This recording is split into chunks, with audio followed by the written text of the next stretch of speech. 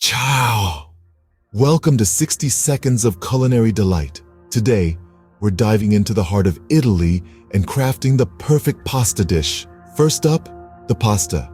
Always go for fresh if you can. Boil it in salted water until it's al dente, meaning it's cooked but still has a bit of a bite. While your pasta is boiling, it's time to create a simple yet delicious sauce. Olive oil, minced garlic, and diced tomatoes. Let it simmer until it becomes a rich, thick sauce.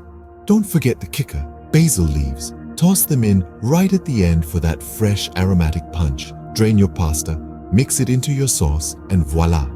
Top it off with a generous helping of Parmesan, and you've got yourself a classic Italian pasta dish. Remember, the key to great pasta is in the simplicity, quality ingredients cooked with love. That's your 60 seconds of culinary delight. Until next time, buon appetito!